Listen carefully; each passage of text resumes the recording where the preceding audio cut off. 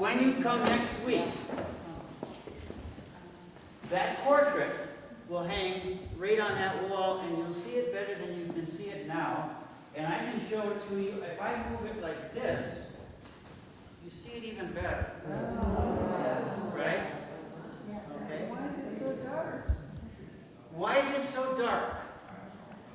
I think it's so dark because the man depicted here is in a vault downstairs. Now Richard, the collection and Richard lived in a basement for a long time. That's right. Most of the time. Most of the time. That's what I mean by that. Gloria spent most of her time in the basement. Okay.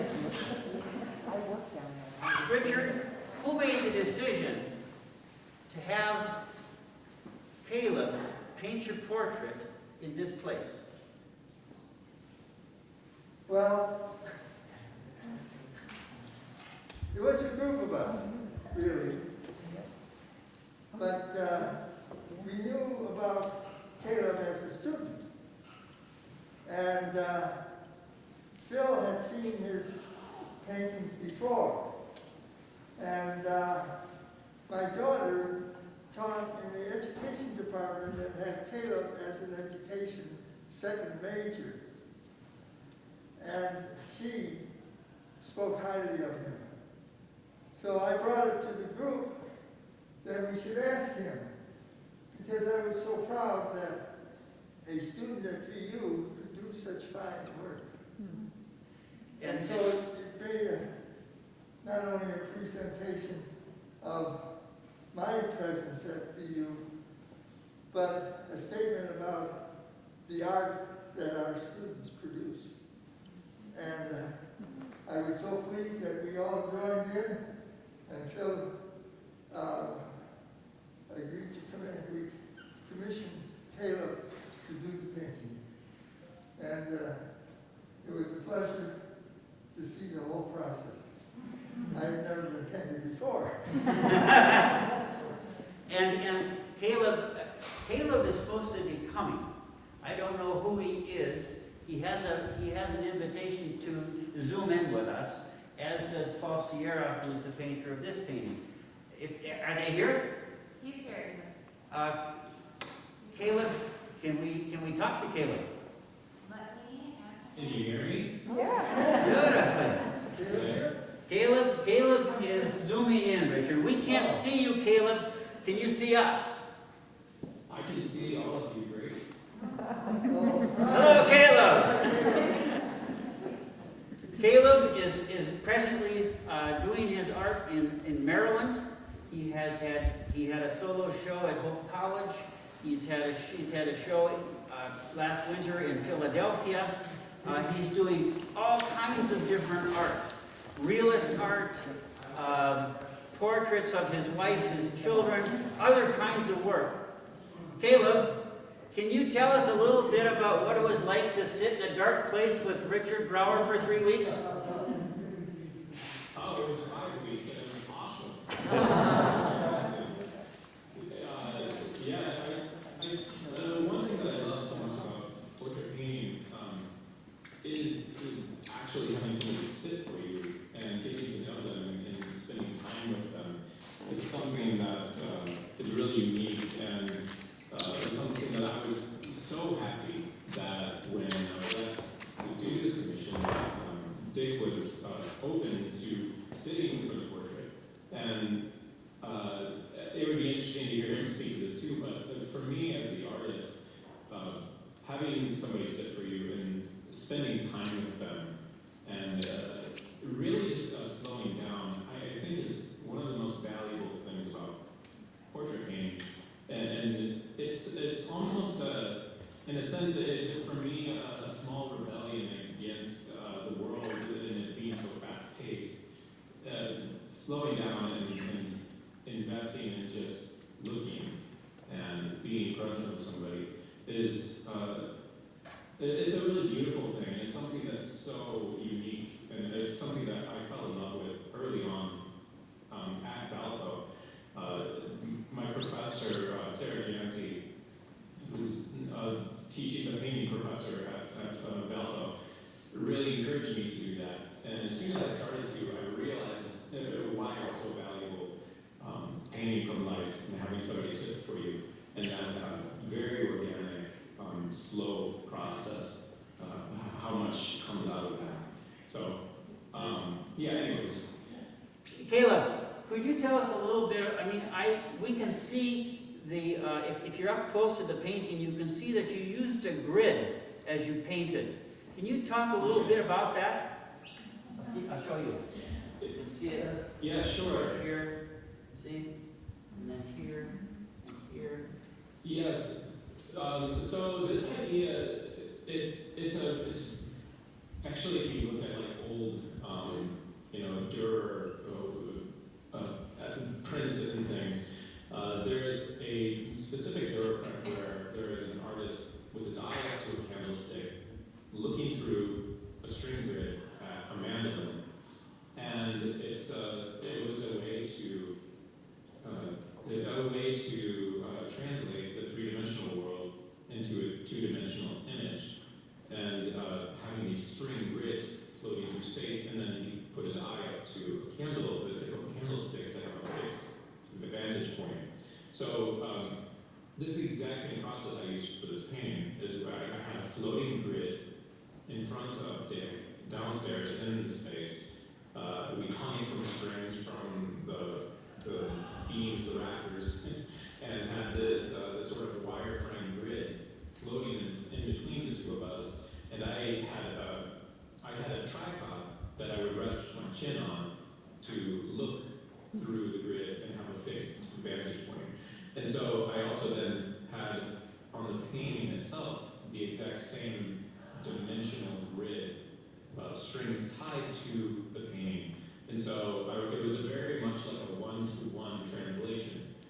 So it was a way that, for me, I was doing a lot of work like that at the time, and it kind of expedites the drawing process, but it really reinforces this idea of the painting as a sort of window, as something to look through, and you're going into a new world.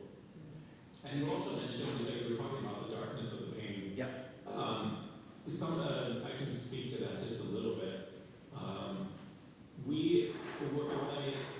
At this time, and I still love doing this, playing around with different light contexts. So we had set up a light to illuminate the scene, and what we did is, what I kind of devised was to have a really bright light on the painting. So the painting itself, as I was painting it, was very brightly illuminated. But what I was looking at, where Dick was sitting, and these beautiful paintings that he helped collect and bring into the Brauer and be this amazing gift for students and the community. So he was in a little bit of a darker atmosphere. And as I was mixing the paint, as I was painting this painting and doing color matching, I had to compensate because the painting itself, I intentionally lit it brighter than the scene. And so all the colors are mixed darker, and so it gives a very dark atmosphere to the whole image. Very, very kind of like, almost like a filter on the painting. But that happened organically through the process. So when this painting gets under really bright light, you see there's just loads of really rich color. Yeah. And that's because there's very little white paint in this painting. It's almost all pure colors, pure pigments, and a lot of really rich dark colors. And that was something that I wanted to do for this painting, and I almost bring out a sort of cinematic atmosphere in the image, but then also to have these really, really rich colors that when you see them illuminated under bright light, they really give a lot to you. And also, it does force the viewer, in a sense, I would say maybe not force, but it does encourage you to slow down and then to look. You have to actually search through the painting to find things. It's not something that is like a quick Instagram image that just grabs your eye is sort of like eye candy right away. It's something that the more time you give it, hopefully, the more you get from it. Because every time you come to it, you'll discover new things, and you'll see new details sort of hiding in the darkness of the painting. So I can tell, I'm looking at it now on the screen, and I can see how dark it is. And it's fascinating to me, even still, like looking at it. It looks almost like, an observational painted version of like the black square. It's something like that. A very dark, minimal painting, and the surface is restricted in that way. But I do encourage you all, if you do come back, the way that Gloria and Greg had illuminated the painting at the front of the museum, it really makes the painting glow, and you see a ton of new information. But I think it's cool as an experiment. You get to see it this way, and then see it again in a different light context. So really, I honestly think it'll be a little shocking. I did this demonstration with some students when I was working on this. I pulled it out of the light, and they're all like, "What just happened to the painting?" Like it disappeared almost. It's really dark all of a sudden. Like it's sort of a fun thing. But you all are seeing it in the darkness now. One of the things that I'm an English teacher, so I deal with narrative, and there are a number of narratives embedded in this painting. And so when I bring students or friends to the museum and we stop here, I identify for them Richard Brauer, of course, and then I can identify the paintings that seem to be some of those paintings that Richard Brauer loved the most, which are most valuable. There's Joseph Raphael, there's this abstract expressionist piece here, and Child Hassan is here. The Hassan is hanging in the other gallery, by the way. Charles Birchfield, I believe, is, I'm not sure if Charles Birchfield is up now or not. Real? Yes, oh yes, that's the Birchfield. George O'Keeffe has come back from her travels, she's right over there. But now here's the other thing. Caleb's painting is probably the only painting you will see in the museum frequently by a VU student. And I could be wrong, but this may be the only institution named after a VU faculty member. There are donors, there are presidents, but this was named for a faculty member. And that thrilled me. Well, I'm so honored. It's life changing. Yeah. Well, and you changed our lives. You changed our lives. But here's the thing also. The Brauer Museum could have been named the Urschel Museum of Art. That's right. Because the Urschel family made a very large donation that made this place and the vault possible, correct? Yes. They knew that a really high quality museum had to have good prep space, climate control, all the rest. So they had naming rights. And what did they do? They name it after Richard Brauer. We have a philanthropy class. We have a philanthropy minor in our school. And I want them to come see this and hear this story. Because the museum is one gift after another. Phil commissioned that. It's from the Phil Brockington and Howard Reeve Foundation. And there are a number of portraits I could show you today that Howard and Phil purchased so that we can have a broader context for Junius Sloan, who in his earliest career was a portrait painter. And I'll talk about those in a second. But this is the gift that keeps giving. When you came in through a strange kind of door. It has a triangle and then a rectangular shape. That architectural feature comes from the tomb of Agamemnon, or the treasury of Agamemnon in Mycenae. And this is our treasury. And it's a treasury that was so many people contributing to that. So I love the fact, Caleb, that you did that painting. I'm grateful that you had the idea. I'm grateful that you put yourself down there with those beautiful things back in the basement where you belong. Yes, in a way, these paintings now come out to the galleries, into the light. Right. from the depths of a storage space. That's It's right. usually fine. And oftentimes, what Greg and Gloria made possible was getting works out of the basement, out into spaces for our students, our core students, English students, history students, not just art students, also art students. Yes. But this has been, that Andy Warhol image is an essay in economics and capitalism. And you'll tell us more about that, okay? All right, I wanted to talk a little bit about, Richard, here's part of the history I don't know. We got the Sloan gift in '53. Yes. Were you at the university then? No, Who mounted that show? Do you know? it's more complicated. Let me see if I can just say a few words about Okay. that.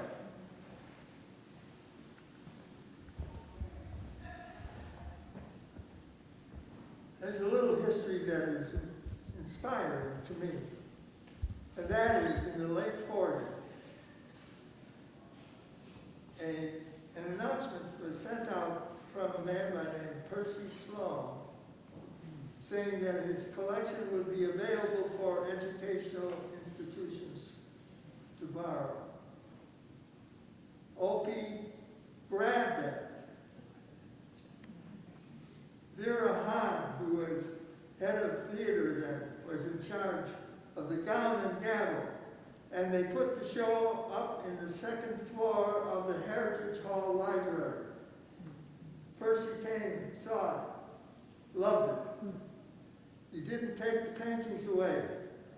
Next year, he brought more. In the 48, I think it was, he brought more. And then records show that O.P. and he came to an agreement that his entire collection would come to Valparaiso University.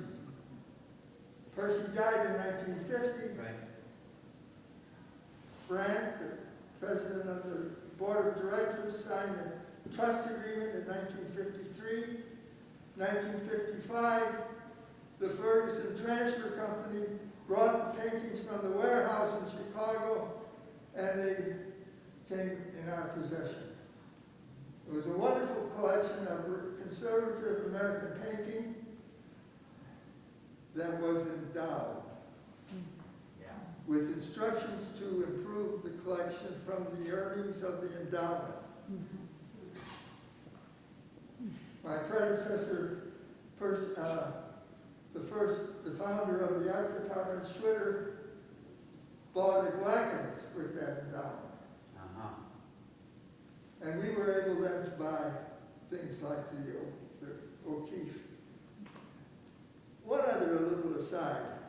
In the early 1940s, the daughter of Charles Birchfield, who was in Ohio, was painting in Ohio, Great Lakes region artist, the way we're in the Great Lakes region. And he had married a Lutheran farm girl, and he became Lutheran. His daughter, Mary Alice, came to be a student here, was inspired by O.P. Kretzmann. Became a wonderful alum. And during her time, Charles Birchfield had an exhibit in an Alturia Hall of his work. In '54, O.P. the university gave him an honorary doctorate. And so our collection of modern paintings were begun by holdings already separate from Percy Sloan. Yes. So in the Percy Sloan bequest was regional art and art by nationally famous artists. And that formed the direction of our collection. Thank you. Thank you. I always had Richard Brauer as the person who put the show together in my mind. But whoever did it, that hospitality that was extended to the Sloan family came back tenfold. This is a self-portrait of Junius R. Sloan, done in New York.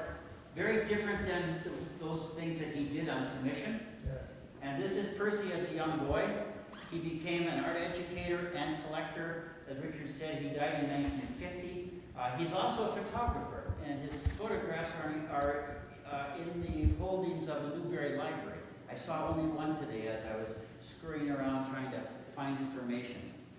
I'm wondering, is Paul Sierra watching? Oh, Paul. No, not yet. Not yet. Hope he hasn't gone away mad. I spoke with Paul today. He had not used Zoom. There he is. It's not the way this Paul Sierra does. Okay. Paul Sierra was born in Cuba, and when he was 16 years old, his family departed Cuba. His father was a lawyer. They ended up settling in Illinois. He was 16 years old, and I believe it was the last boat out of Havana. And he has been in the Chicago area ever since, and his painting, as you can see from the palette, is very, very bright and very, very bold. He is among the foremost Latin American artists of the last few decades. I spoke with him this morning. He said he's not doing shows anymore, and his hand is injured. So it's hard for him to paint. But I think I sent to you a self-portrait he sent to me, Paul Sierra at 75. He said he painted his red nose red. It's not that red. And he looked different when we did Zoom today. Is he there? He's here. I'm not sure if he's going to talk. Let's see. Paul, if you can turn off your mute, we'd love to know if you can hear us and if you would speak with us. Can you hear me, John? I hear you fine. How are you, Paul? I've been better. You've been better. Welcome to the Brauer Museum for our first gallery talk of this season and our first Zoom session in Brauer history. Richard Brauer is here, Gloria Ruff's here, and a group of wonderful people, patrons, donors. Josephine Ferguson is here. Josephine Ferguson has made many, many donations. Our modern works are really indebted to Josephine. Phil Brockington is here, who I should, before I go any further, this book was produced just last year, or it was a fairly in-depth process, but I think it just came into existence finally last year. Phil sponsored this, wrote many of the entries. Gloria was involved, I was involved, Greg Hertzig was involved. I'm forgetting one name. Sandra was involved. And I'm trying to get the dean to have a book launch so that we can start to sell this and get this out there, because nothing like this exists. And Phil, thank you. The information about 100 plus of our best, most valuable images, paintings, sculptures are in here. Very good reproductions and commentary, short commentary. Phil was a taskmaster. Why did they need to know that, he'd say? It was usually my pieces that had to get slashed. But I survived it. Anyway,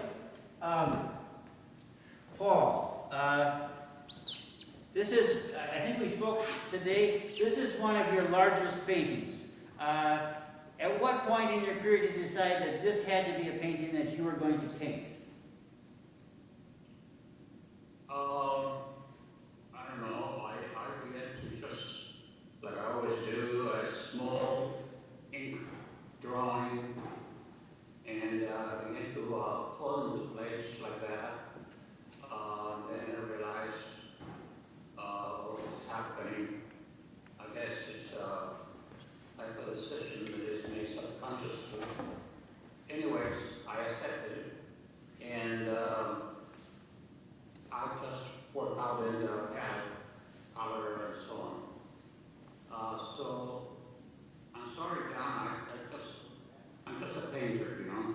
I'm just an English teacher, Paul. But the figure of the, am I to understand that the figure on the left, the very muscular person, is a representation of your father or of some very strong immigrant?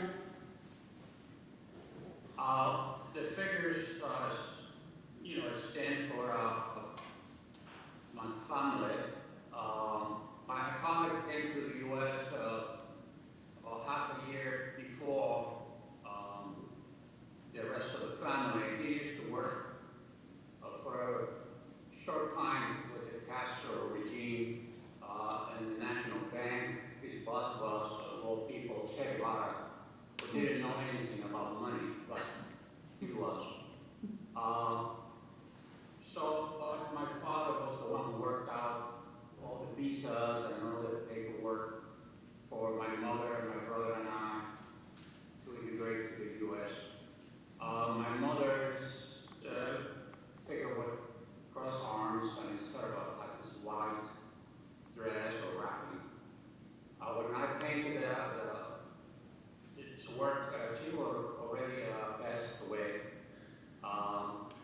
The guy looking at you is my brother, who's 8 years older than I am. I'm going to be 78 in July. The handsome guy in the lower right corner, he stands for me. I was like 5 older, and I was better looking, but We can't see you, but we just imagine you very handsome. I am handsome, yes. Sorry. So that's about it. Once I have the drawing, I try to figure out how the images will work best, what size of the canvas should be, and I came up with that one. Certain things have a meaning. The red sort of metal on the left upper corner stands for something like communism. The curtain, iron curtain. The fire is sort of how difficult it was there, and how we had to go across, to another country in order to survive. And just because you have more freedom doesn't mean that your exile or immigration is going to be a piece of cake. It's never a piece of cake. You're always a foreigner, no matter what they say. They know you are a foreigner because the way you speak, maybe not because the way you look or the way you talk. The green side of the painting on the right is the U.S. and it's a positive view of the country and the folks compared to the air of the Cuba communism. That makes a lot of sense. It's a very, very strong painting. We're very lucky to have it. This is a painting that I will use. I teach a course on literatures of immigration and migration. I say literatures because there are African American stories, there are Latin American stories, there are the Irish American stories, and sometimes these are not the literatures that get taught in high school or in college.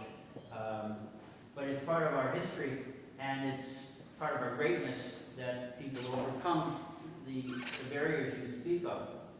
I have one other image.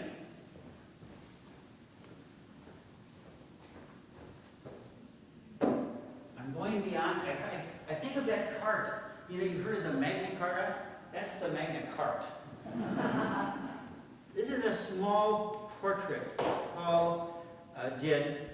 It's a series of 10 people who were murdered by dictators. This is Federico Garcia Lorca, who was murdered at the very beginning of this Spanish Civil War by Franco's forces. And the men that, I believe, Paul, they are all men. Am I right on that?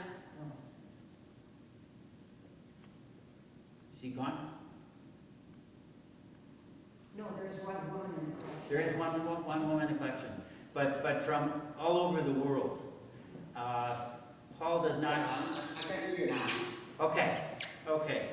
I was just talking a little bit about this series of 10 portraits that we have in our collection that you painted of people who were martyrs to oppressive regimes. And I think we spoke about this afternoon. There are Russian people who have been murdered. There are Chinese people, Chilean, I believe. Lorca was Spanish. African or South African, I believe. Gloria's nodding. Yes. Okay.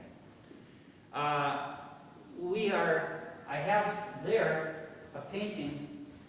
I'm going to just set this down. I'm gonna run out of time.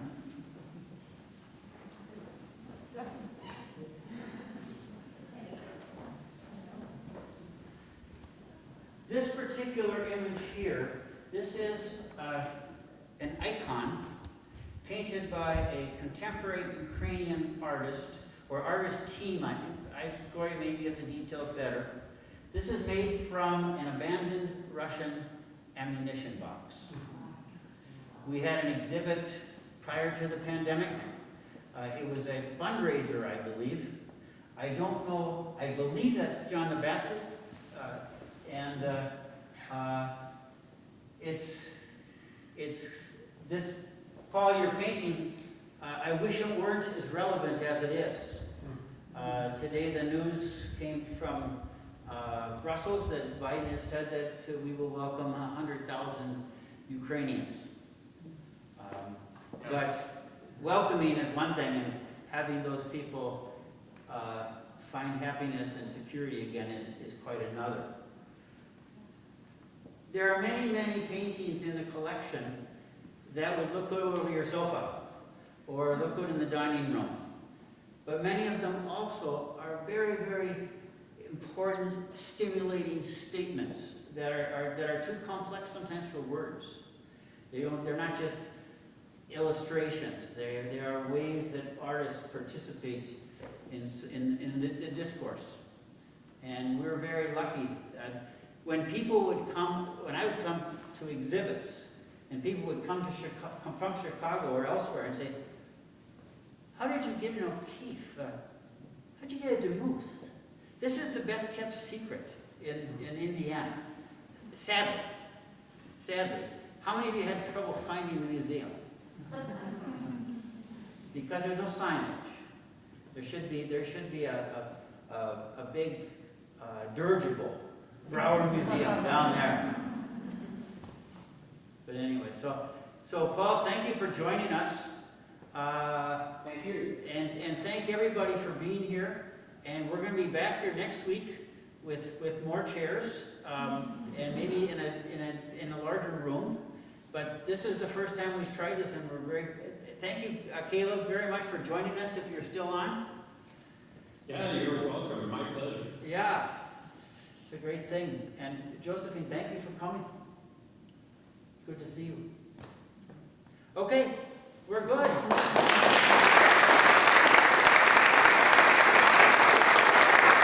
I wish I could say there's a nice buffet out there, but we haven't figured that part of the budget out yet. But thanks for coming, and maybe next week, I don't know if we'll be in mass next week or not. The university is making some adjustments, but thank you for your participation. That was pretty neat.